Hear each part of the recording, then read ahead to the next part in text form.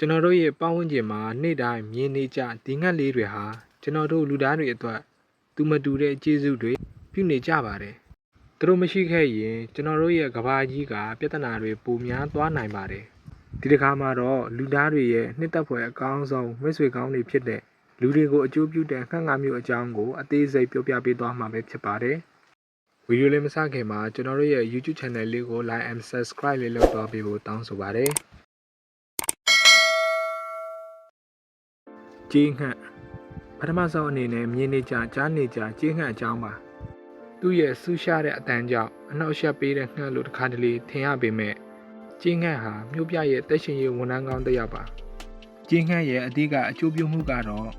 သူကပိုးဟက်ချင်းရင်းကောင်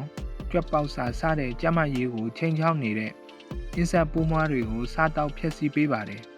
ကြေးငှက်တစ်ကောင်ဟာတနေ့တာမှာပိုးမွားအများပြားကိုစားသုံးနိုင်ပါတယ်ဒါကြောင့်ကြေးငှက်တွေမရှိရင်ကျွန်တော်တို့ရဲ့ပတ်ဝန်းကျင်မှာရင်ကောင်တွေချင်းတွေပုံမှုများပြားလာနိုင်ပါတယ်။ကြေးငှက်ဟာကျွန်တော်တို့ရဲ့အခမဲ့ပိုးမွားထိန်းချုပ်ရေးသမားတစ်ယောက်ဆိုလည်းမမှားပါဘူး။ငုံင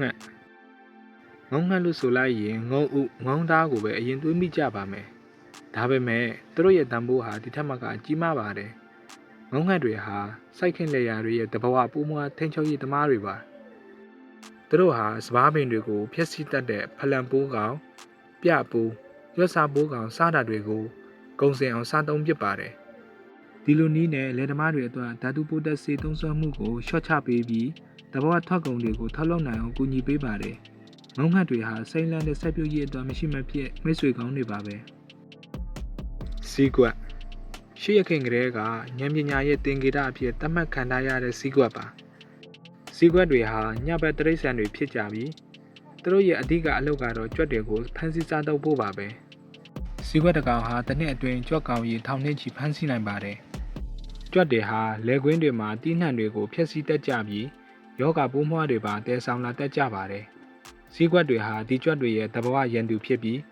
လယ်သမားတွေအတွက်တီးနှံကာကွယ်ရေးစရိတ်ကိုအတိုင်းအတာတစ်ခုအထိလျှော့ချပေးနိုင်ပါတယ်ဒါကြောင့်စီးကွက်ကိုလေယာစားလို့တောင်တင်စားခေါ်ဝေါ်ကြပါတယ်ကျိုးလေပြောင်းငှက်တိတ်ချစ်စရာကောင်းပြီးတိမ်မွေးတဲ့အတန်နဲ့ကျိုးလေပြောင်းငှက်တွေရဲ့အဓိကအကျိုးကျေးဇူးကတော့တစ်ပင်တွေပြန်လည်ပေါက်ရောက်စေဖို့ကူညီပေးပါတယ်ကျိုးလေပြောင်းငှက်တွေဟာတစ်တိဝလံတွေအစစ်အဆန်တွေကိုစားသုံးကြပါတယ်ပြီးတော့ခရီးဝေးဝေးကိုပြန်တန်းသွားလာကြရင်မစင်အနေနဲ့အစစ်တွေကိုမျောစာကောင်းတဲ့နေရာတွေစီတဲဆောင်ပေးသွားတတ်ပါတယ်ဒီလိုနည်းနဲ့တစ်ပင်အတစ်တွေပေါက်ရောက်လာစေပြီးတဘာဝပတ်ဝန်းကျင်ဆဲလင်းစုပြေးရေးမှာအရေးပါတဲ့အခန်းကဏ္ဍအနေပါဝင်နေပါတယ်သူတို့ဟာတစ်တော်တွေကိုပြန်လည်ဖြစ်တင်ပေးတဲ့တဘဝမျိုးစစ်ကျဲဆက်လေးတွေလို့တင်စားခေါ်ဝေါ်ကြပါတယ်။ငှက်ပတုံးနောက်ဆုံးငှက်တစ်မျိုးကတော့ပန်းတွေရဲ့ကျေးဇူးရှင်ဖြစ်တဲ့ငှက်ပတုံးတွေပါ။ဒီငှက်တွေဟာပန်းဝတ်မှုံကူးချင်းလို့ခေါ်တဲ့တဘဝဖြစ်စဉ်တွေမှာအဓိကအခန်းကဏ္ဍအနေပါဝင်နေကြပါတယ်။ဒီငှက်လေးတွေဟာပန်းဝတ်ရည်ကိုစားသုံးဖို့အတွက်ပန်းတွေစီကိုတွားရောက်ကြပါတယ်။သူတို့ရဲ့ဥကောင်းနဲ့နှုတ်တီးဟာပန်းဝတ်မှုံတွေနဲ့ထိတွေ့မိပြီးပန်းတပွေးနဲ့တပွေးကိုပြန်တန်းသွားလာရင်ပန်းဝတ်မှုံတွေကိုကူးချပေးသွားတတ်ပါတယ်။ဒီလိုကူးချမှုကြောင့်သာပန်းတွေဟာအတိအနှံတွေအဖြစ်တီးခဲ့ကြတာပါ။တီးနှံပင်တွေတစ်တိဝလံပင်တွေဆေးဖက်ဝင်အပင်တွေအလုံးနီးပါးဟာဒီငှက်လေးတွေလိုဝတ်မှုံကူးပေးတဲ့သူတွေအပေါ်မှာမိတင်နေထိုင်ကြရပါတယ်။ဒါကြောင့်ဒီငှက်လေးတွေကိုတဘဝရဲ့ကျေးဇူးရှင်လို့ပြောရင်မမှားပါဘူး။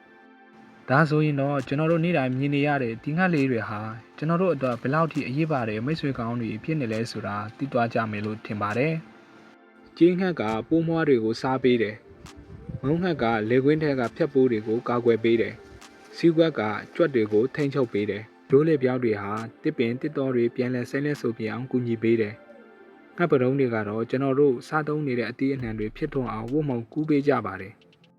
ဒီငှက်တွေအားလုံးဟာတဘဝပတ်ဝန်းကျင်စနစ်ကြီးရဲ့မရှိမဖြစ်အဆက်အပိုင်းတွေပါ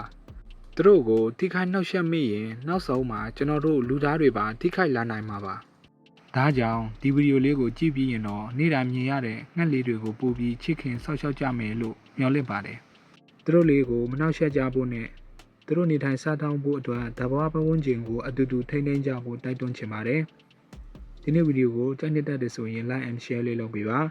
နောက်ထပ်ဗဟုသုတရစရာဗီဒီယိုတွေကိုကြည့်ချင်တယ်ဆိုရင်ကျွန်တော်တို့ရဲ့ channel လေးကို subscribe လေးလုပ်သွားပေးဖို့တောင်းဆိုပါတယ်